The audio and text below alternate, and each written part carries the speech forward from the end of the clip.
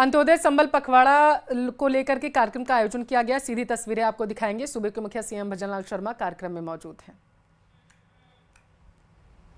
मंच पर विराजमान कैबिनेट में मेरे साथी और आपके यहां के प्रभारी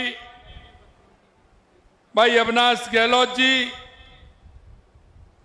आपके अपने ही जिन्होंने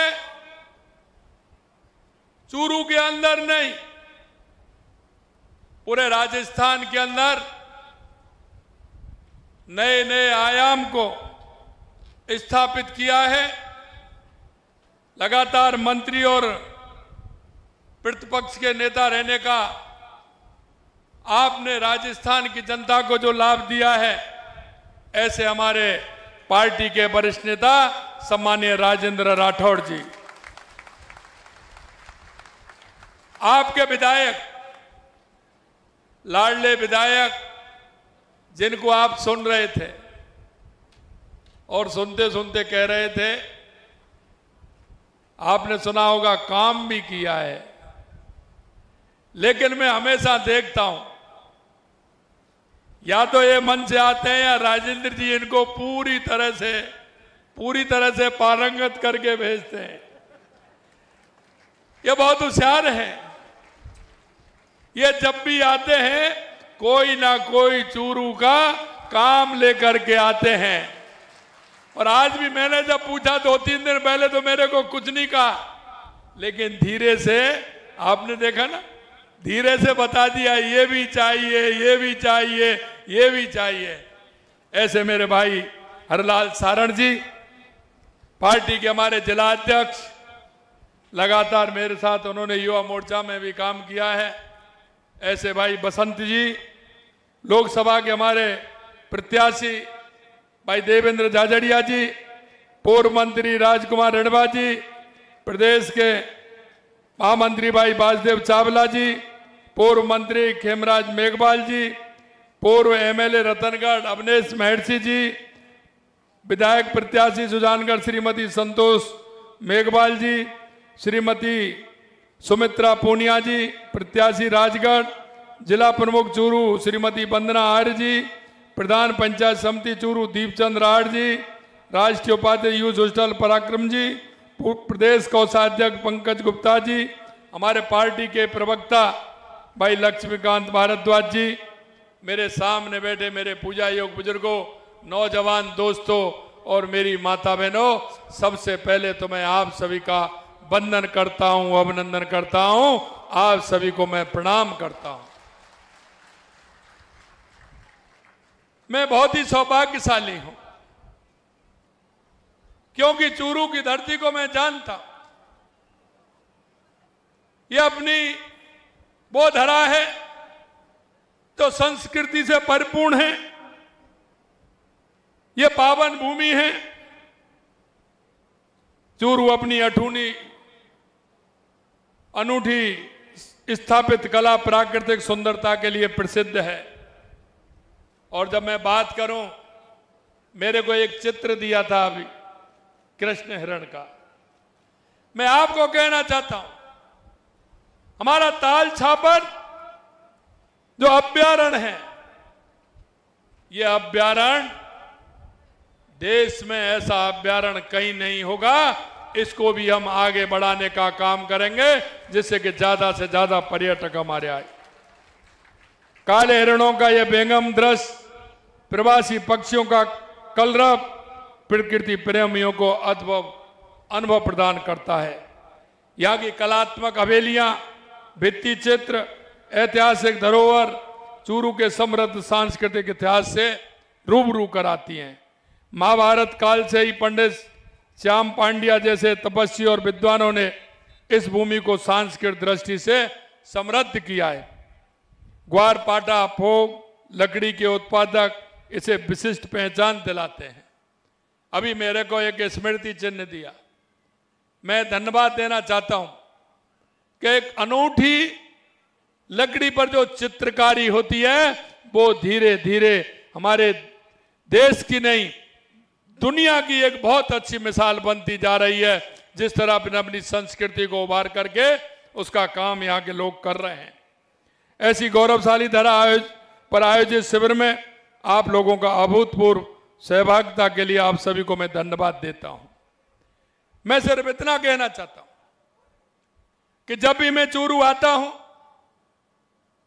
निश्चित रूप से मेरा मन प्रसन्न होता है, क्योंकि ये जो धरा है ये पुण्य की धरा है।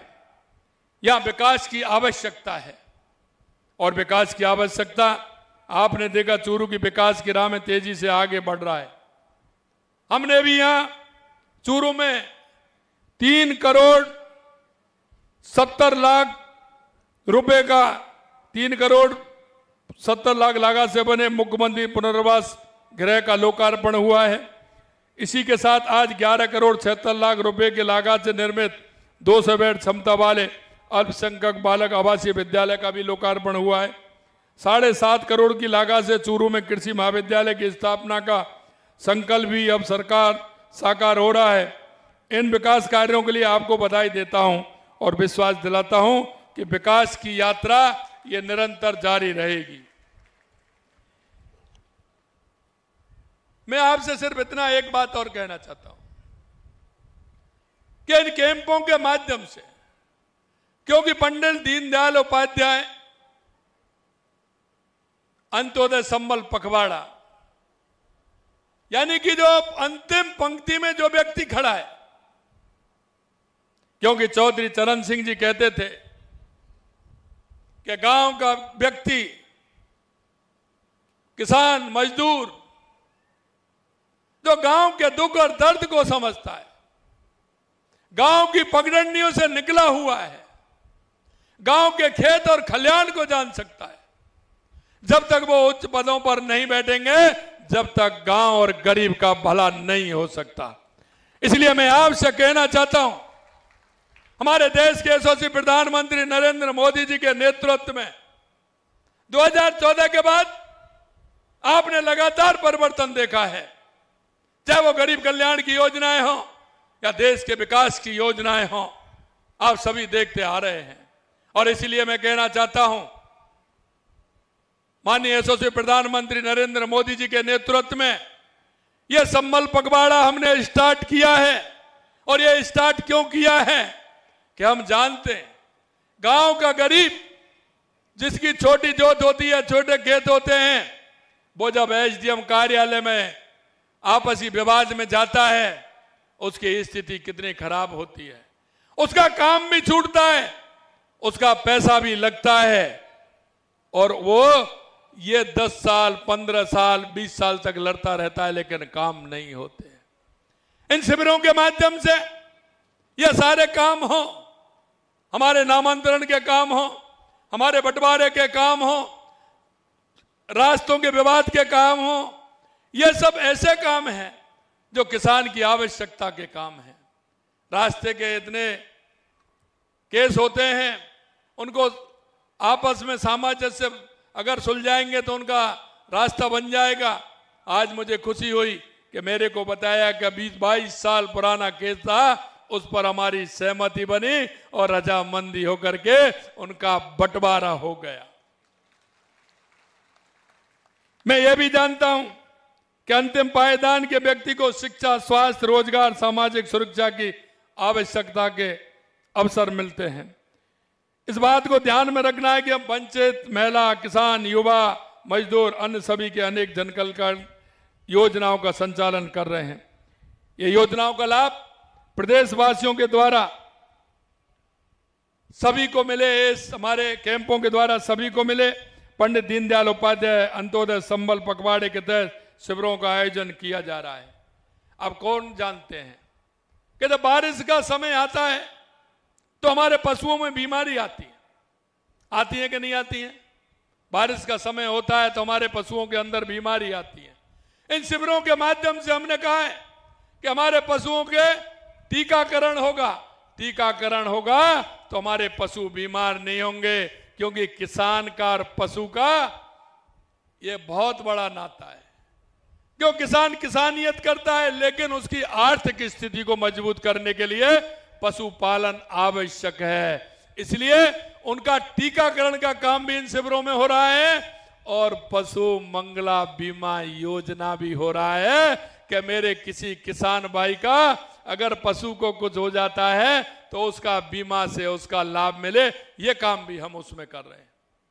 मेरे भाई और बहनों, मैं एक बात और आपसे कहना चाहता हूं, गांव के अंदर कई तरह की परेशानी आती है।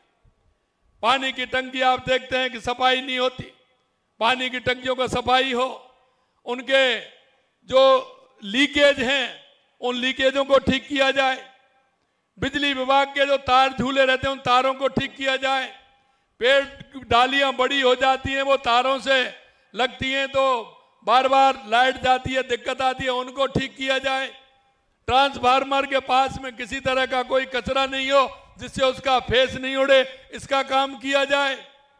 ये बहुत सारे काम हैं और मैं इसलिए कहना चाहता हूं कि इन कामों के साथ साथ हमारा एक जो काम है वो भी इसमें हो रहा है।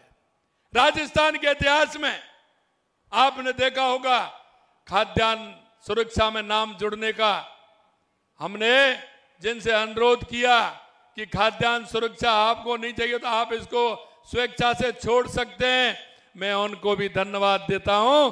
राजस्थान के 22 लाख लोगों ने स्वेच्छा से खाद्यान्न को छोड़ने का काम किया और हमारी सरकार ने राजस्थान के अंदर 50 लाख खाद्य सुरक्षा में नाम जोड़ने का काम किया।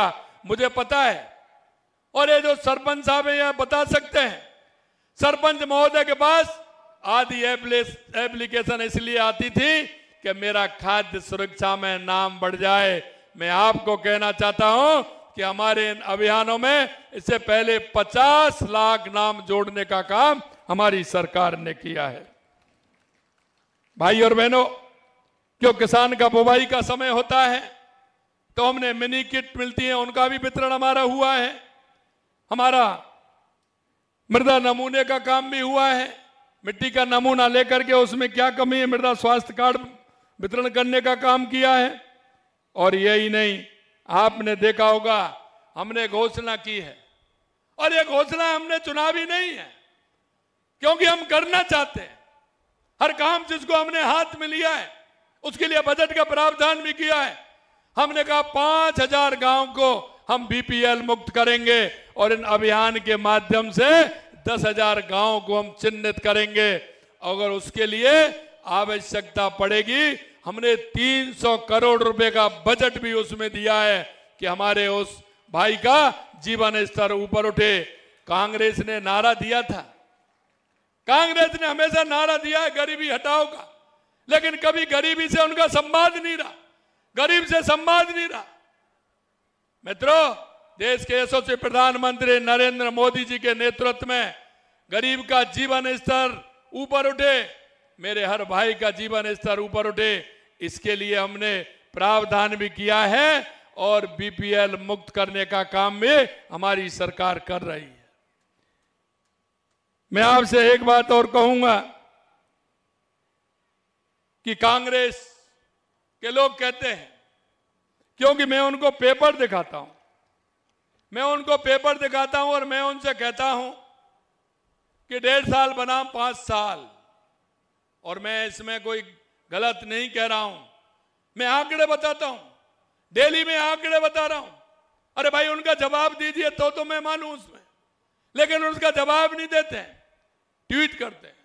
मैं आपके सामने मैं कहना चाहता हूं, क्यों जो किसानों से संबंधित है वही बताना चाहता हूं। फार्म पॉन्ड खेत तलाई के लिए हमने 32,164 1.5 साल के अंदर किए हैं, उन्होंने 1.5 साल में 609 किए थे, 6,009 उन्होंने, और उन्होंने 5 साल में 29,430 किए थे और हमने 1.5 साल में 32,164 किए हैं। हमने किए कि नहीं किए?